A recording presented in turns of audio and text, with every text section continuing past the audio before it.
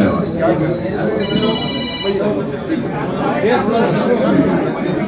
धन्यवाद पारसी जी, कृपया शांति बनाए रखें। आज चुनाव परिणामों के बाद पहली बार कांग्रेस के प्रदेश कार्यालय में सभी पत्रकार साथियों का, प्रिंट मीडिया के हों चाहे इलेक्ट्रॉनिक मीडिया के हों या सोशल मीडिया से संबंधित हमारे पत्रकार साथी हों, मैं आप सबका हार्दिक अभिनंदन करता हूं, स्वागत करता हूं। साथियों,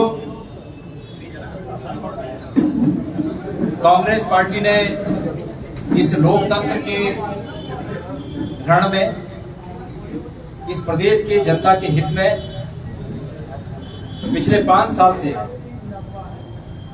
हमेशा बुलंद आवाज के साथ जनता की बात उठाई और चुनाव के परिणाम हमारे पक्ष में नहीं रहे। मुझे इस बात का दुख है।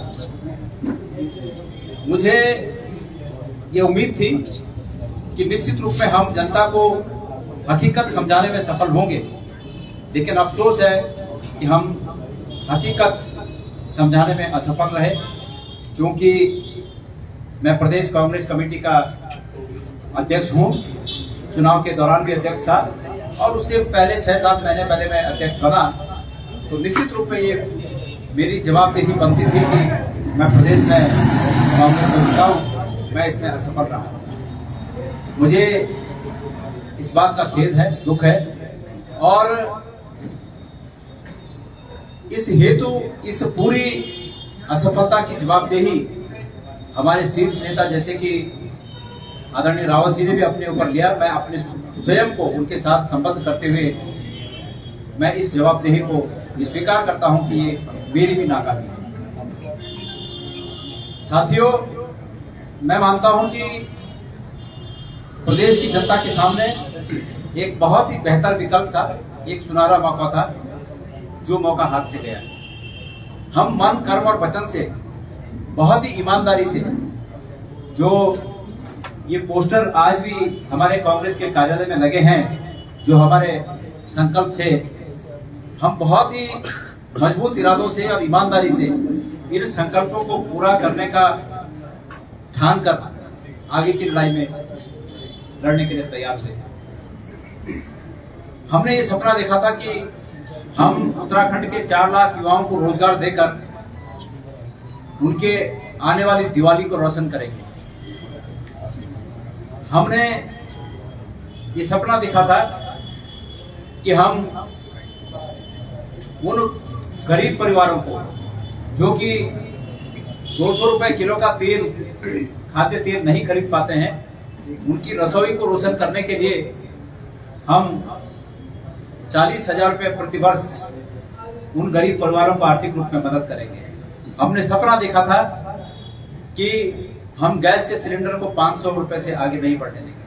और खास करके मैंने तो ये सपना देखा था कि मुझे एकमात्र जो अर्जुन के लक्ष्य की भांति मछली की आंख पर मेरा निशाना था कि मुझे बेरोजगारी को समाप्त करना है। मैंने ये सपना देखा था, लेकिन अफसोस है कि ये मौका अगले 5 साल के लिए, हमारा जो माइलस्टोन है वो अगले 5 साल आगे बढ़ गया।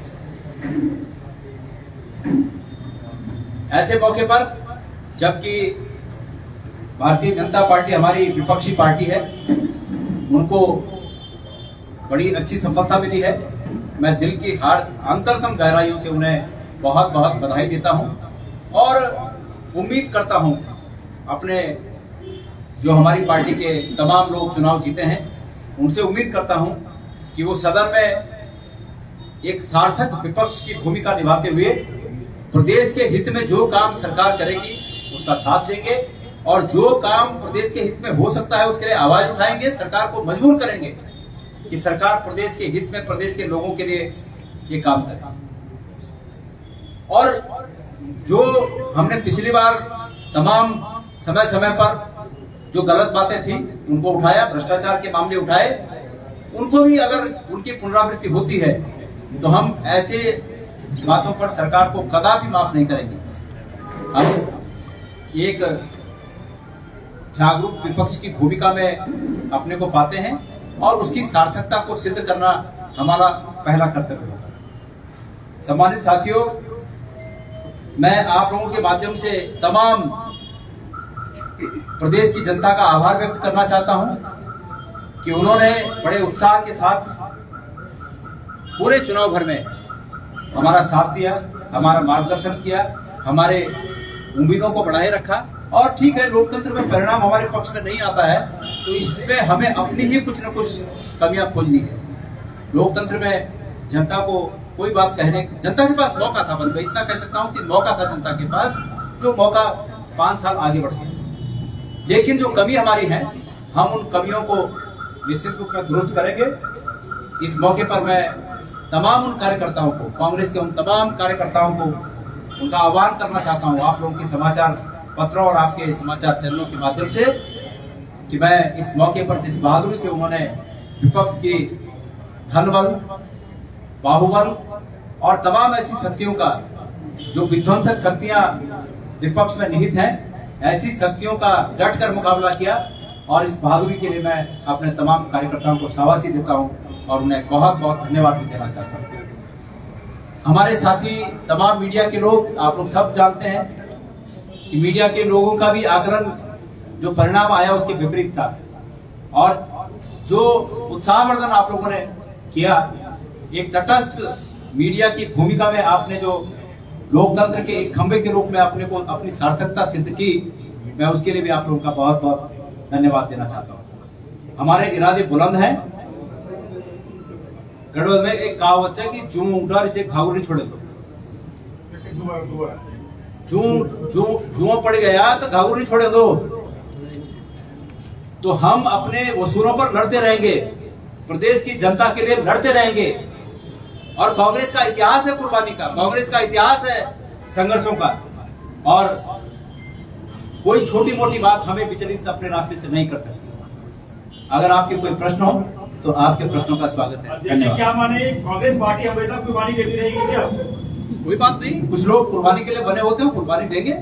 देखिए, महंगाई भी है, पलायन भी है, बेरोजगारी भी है और आपके 4 धाम 4 काम भी है। फिर किस बात को लेकर आप जनता को छू नहीं पाए, वोट में कन्वर्ट? देखिए, हाँ, मैं आपका प्रश्न का मैं पहले भी जवाब दे चुका हूँ। जायज बात है कि अब भाई महंगाई चरम पर है, लोग असहज स्थिति में बहुत महसूस कर रहे हैं कि हम असहज स्थिति में हैं, और उसके बावजूद ऐसी स्थिति आई, बेरोजगारी बहुत बुरा हाल है, हकीकत में बहुत बुरा हाल है। मुझे पूरे प्रदेश के दौरों के दरमियान एकमात्र जो सबसे बड़ा दंश इस प्रदेश में दिखाई दिया लोगों के मन में, वो बेरोजगारी का था, और उसके बावजूद ये स्थिति है। तो हम भी अभी पूरी तरह से उन कारणों का पता नहीं कर पाए हैं कि क्या कारण थे कि रिजल्ट इस प्रकार के आए, परिणाम ऐसे आए। इन पर और विचार करने की आवश्यकता है, और उन जो संभावित कारण है, उन कारणों में बहुत सी चीजें खुली हैं। उम्मीद करता हूं कि आप लोगों के माध्यम से 4 धाम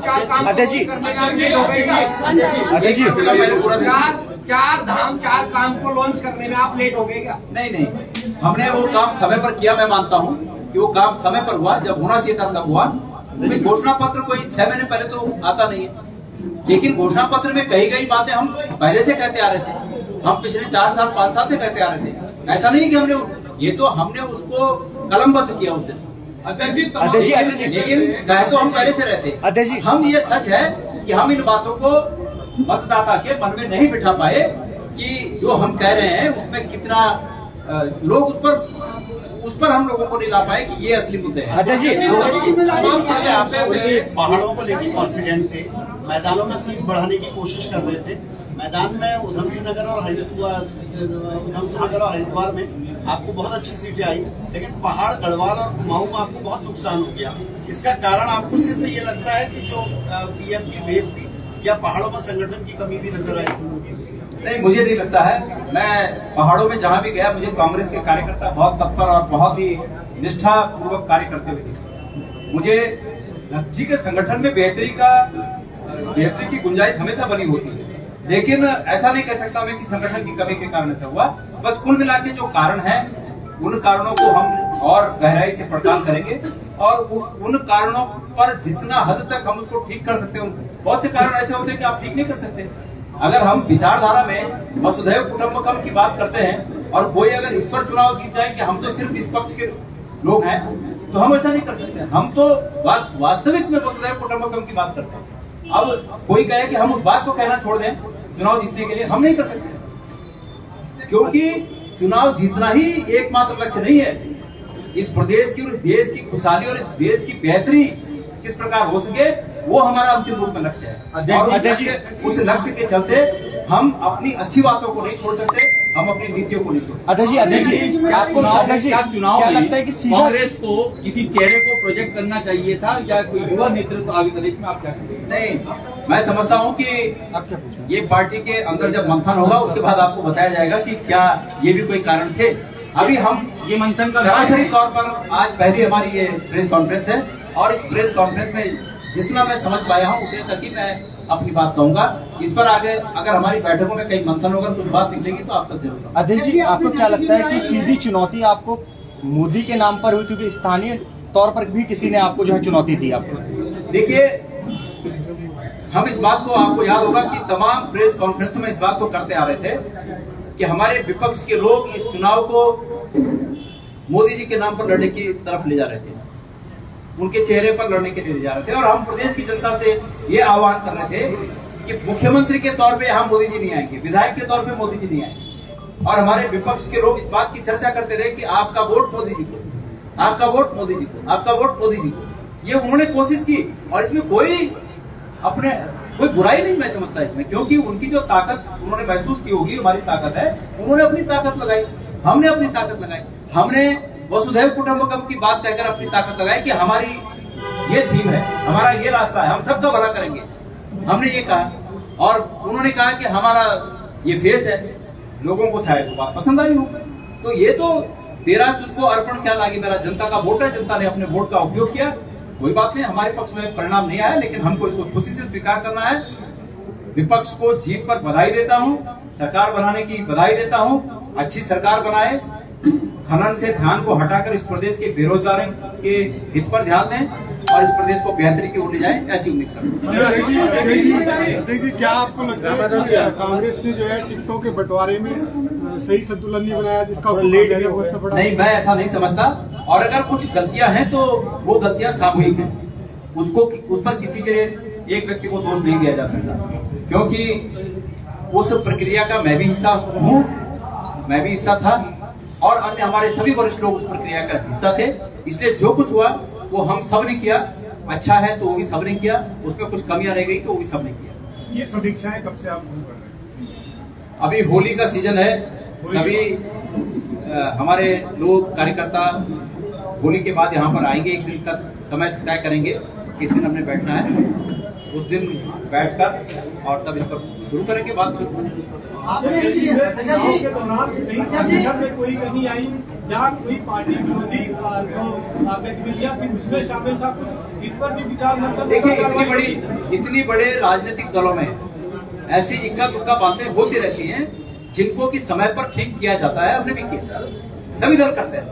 ऐसी कोई, अब अगर विद्रोह की बात है तो हमसे ज्यादा विद्रोह तो हमारे विपक्ष के लोगों में पार्टी में था, लेकिन ये सभी राजनीतिक दल जो इतने बड़े राजनीतिक दल हैं उनमें ऐसी बातें अगर होती हैं तो उसको ठीक किया जाता है, उसकी कोशिश की जाती है ठीक करने की, हमने भी की। जो हो पाया वो हुआ, जो नहीं हो पाया वो आपके सामने। अध्यक्ष जी हमसे ज्यादा मतलब विद्रोह था जी, हमसे ज्यादा कहा आपने, मतलब विद्रोह था पार्टी में। देखिए, मैंने कहा ना कि इतनी बड़ी पार्टियों में ये चीजें होती हैं। हमारे यहाँ भी कुछ लोग उठे, खड़े उठे, नहीं माने। मैं लाल कुआं की बात करूं तो वो नहीं माने, बहुत उनको मनाने की कोशिश की गई, नहीं माने, तो था ना, उसको हम नजरअंदाज नहीं कर, नहीं मान पाए। हाँ जी, रामनगर गए थे, रामनगर से वापस लाल कुआं क्यों भेजना पड़ा? आप अध्यक्ष थे, आपने सीट का चयन करने में पूरी भूमिका निभाई होगी, रामनगर की सीट को फिर लाल कुआं में। देखिए, हाँ, ये बात मैं स्वीकार करता हूँ कि हम सबकी इच्छा थी कि आदरणीय रावत जी लाल कुआं लड़े, हमारी इच्छा अच्छे रिजल्ट के लिए थी, बेहतर रिजल्ट के लिए थी, लेकिन नहीं आया। अगर आप मुझे दोषी समझते हैं कि मैंने उन्हें लाल कुआं भेजने में कोशिश की तो मैं उसका दोषी हूँ। मैं इसको अस्वीकार नहीं कर सकता। संजय जी, सोशल मीडिया पर एक पत्र जारी हो रखा है, बड़ा वायरल हो रहा है। सोनिया निकाल देना तुरंत। दोनों सीधे सीधे देवेंद्र प्रभारी में आके उन पर आरोप लगा रहे हैं, किससे देखते हैं? कुछ चीजों का जवाब न दिया जाना ही जवाब है। अध्यक्ष जी क्या मानेंगे, लोगों को जब फ्री की घोषणा की, फ्री में फ्री एक से एक फ्री करते रहे, लोगों को फ्री के पसंद नहीं आया क्या? जी, फ्री के बहुत सारे घोषणा की आपने, जनता को पसंद नहीं आया फ्री के घोषणा। ऐसी लगता है तो रिजल्ट से और क्या समझ गया। आपने नैतिक जिम्मेदारी भी हार ली, क्या आप पद छोड़ेंगे? देखिए, कांग्रेस के संगठन की बेहतरी के लिए मुझे हमारा हाईकमान अगर इस बात के लिए कहेगा तो मैं सहर्ष, और इसको दोबारा दोहरा रहा हूं, सहर्ष मैं स्वीकार करूंगा, तैयार। कांग्रेस पार्टी किस रूप में मजबूत हो पाए, ये मेरा लक्ष्य है। और कांग्रेस पार्टी को मजबूती करने का लक्ष्य के पीछे मेरा असली मकसद है इस राज्य को मजबूत करना। उसके लिए जो मुझे आदेश होगा मैं उस आदेश को मानने के लिए पूरी तरह तैयार हूं। मन से, प्राण प्रतिष्ठा से, निश्चय से मैं तैयार हूं। नहीं, आपसे अच्छा कोई अध्यक्ष है आपको लगता है इस समय? नहीं, ये बात देखिए, दुनिया में अच्छाई की कोई सीमा नहीं है। हमारा प्रत्येक कार्यकर्ता कांग्रेस का अध्यक्ष बनने की क्षमता रखता है।